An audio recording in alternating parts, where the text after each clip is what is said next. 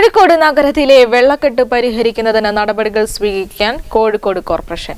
ഇതിനായി വിവിധ വകുപ്പുകൾ സംയുക്തമായ നടപടികൾ സ്വീകരിക്കുമെന്ന് മേയർ ബീന ഫിലിപ്പ് കോഴിക്കോട് വിഷനോട് പറഞ്ഞു.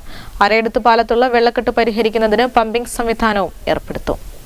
വെള്ളം നിറയുന്നത് അതെന്തായാലും നമുക്ക് സമഗ്രമായിട്ട് അതൊന്ന് പഠിച്ചിട്ട് നമ്മളിപ്പോൾ ഉള്ളത് ക്ലീൻ ചെയ്യുക എന്നതല്ല, ശരിക്കും അതൊന്ന് പഠിക്കണം. ആ ലെവൽസ് വെച്ച് പഠിച്ച് എത്ര ആഴം വേണമെന്നും മഴവെള്ളം എത്ര വരുമെന്നും അതെങ്ങനെ മെയിൻറ്റെയിൻ ചെയ്യാൻ. വേറെ പ്രധാനപ്പെട്ട കാരണം ഞാനിപ്പം കേൾക്കുന്നവരോട് തന്നെ പ്രത്യേകം പറയാനുള്ളത്, നിങ്ങൾ ദയവായിട്ട് ഈ പ്ലാസ്റ്റിക് പോലത്തത്, കുപ്പി പോലത്തെ, തുണി പോലത്തെ സാധനങ്ങൾ ഒരിത്തിരി ഓട്ടയുണ്ടെങ്കിൽ അതിനകത്ത് കുത്തി നിറച്ചിട്ട് ആ ഡ്രെയിനിലേക്ക് വിടുകയാണ്.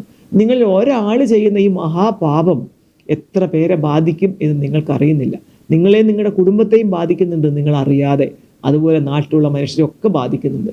അതുകൊണ്ട് ചെയ്യുന്നത് പാതകമാണ് എന്നേ ഞാൻ പറയൂ. നിങ്ങൾ കുടിക്കുന്ന പ്ലാസ്റ്റിക് പാത്രങ്ങൾ, അല്ലെങ്കിൽ പ്ലാസ്റ്റിക് കുപ്പികൾ, പ്ലാസ്റ്റിക് കണ്ടെയ്നേഴ്സ്, ഇതിലൊക്കെ നിങ്ങൾ കഴിക്കുന്ന മധുരപാനീയങ്ങളാവട്ടെ വെള്ളമാവട്ടെ, ആ കുപ്പികൾ ദയവായി ഇത്തരം ബിന്നുകളിൽ ഇടുക.